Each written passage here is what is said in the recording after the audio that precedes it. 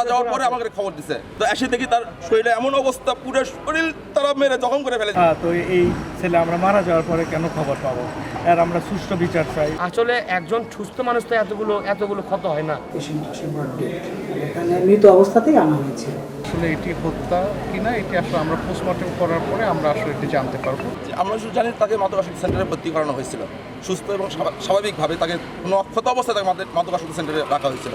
আজকে আমরা হঠাৎ করে ফোন পেয়েছি, সে আসে মনে করেন যে এখানে এসে ডেট হয়ে গেছে, মারা যাওয়ার পরে আমাকে খবর দিছে। তো এসে দেখি তার শরীরে এমন অবস্থা, পুরো শরীর তারা মেরে জখম করে ফেলে দিচ্ছে, তারা বেঁধে রেখে মেরে জখম। মাদকাস সেন্টারে এটা কোনোদিন সম্ভব যে আপনি সুস্থ মানুষকে এইভাবে মারতে পারে? একজন মানুষের শুধু মাদকাসক্তি সেন্টারে কোনো আছে, এরকম কোনো এখতিয়ার আছে?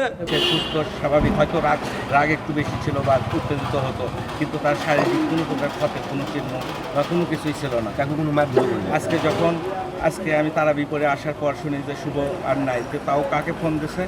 2-1 দিন আগে তার ওয়াইফ গেছিল, মূলত রাখছে হলো সৈকত, কিন্তু ওয়াইফকে ফোন দেয়।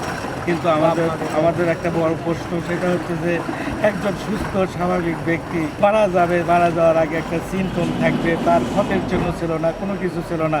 তো এই ছেলে আমরা মারা যাওয়ার পরে কেন খবর পাবো? আর আমরা সুষ্ঠু বিচার চাই। আজকে আমরা খবর পাচ্ছি বেওরিশ লাশ হিসেবে সে পড়ে আছে মেডিকেল। এখানকার একজন আমাদেরকে ফোন দিয়েছে, আমাদের ওখানকার একজন নার্স আছে, তাই ফোন দিয়েছে এখানকার একজন পড়ে আছে আপনার ভাইয়ের মতো।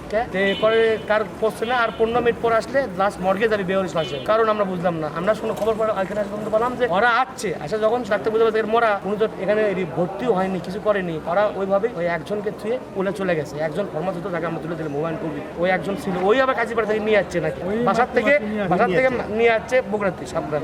এখন আমাদের কথা, তারা যদি ট্রিটমেন্ট করতে না পারতো, তারা যদি কোনো কাজে ব্যর্থ হতো, তাহলে বলতো। আর ওনার যে হাতের এই কন্ডিশন, এগুলো কোমর, এগুলো সব জখম, এখানে মাথায় জখম। আসলে একজন সুস্থ মানুষ তো এতগুলো ক্ষত হয় না। আমাদের যেহেতু শিফটিং ডিউটি, তো আমার আগে যিনি আপু ছিলেন আর কি, তো উনি পেশেন্ট রিসিভ করেছিলেন, এবং উনি যখন আমাকে হ্যান্ড ওভার দিয়ে গেলেন, তখন আমাকে বলা হয়েছিল যে পেশেন্ট এখানে মৃত অবস্থাতেই আনা হয়েছে, অপেক্ষা করতে হবে। এটা এখন এটা সেই ক্ষেত্রে পেশেন্টের প্রয়োজন হলে সেটা পোস্টমর্টমে যাবে, এবং সেখান থেকে যে কনক্লুসিভ যেটা তথ্য, সেটা সেখান থেকেই পাওয়া যাবে। আসলে এখান থেকে এই মুহূর্তে এর চেয়ে বেশি কিছু বলা আসলে কিছুক্ষণ আগে আমরা আসলে তথ্য পাই, এখানে আমাদের বগুড়ার দুপচাচিয়া জনতা ব্যাংকের সিনিয়র অফিসার, ওনার নাম হচ্ছে সামিউল হাসান শুভ, ওনার বয়স আনুমানিক 35।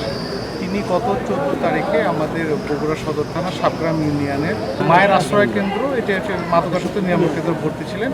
আজকে সেখান থেকে তাকে হসপিটালে এনেছে, জিয়াউর রহমান মেডিকেল কলেজে এসেছে চিকিৎসার জন্য। পরিবারের দাবি, তারা যখন এসেছে তখন আসলে তারা মৃত ছিল। আমরা এটি আসলে জেনেছি, আমরা ইতিমধ্যে এটি ইনভেস্টিগেশন শুরু করেছি, আমি ডক্টরের সাথে কথা বলেছি।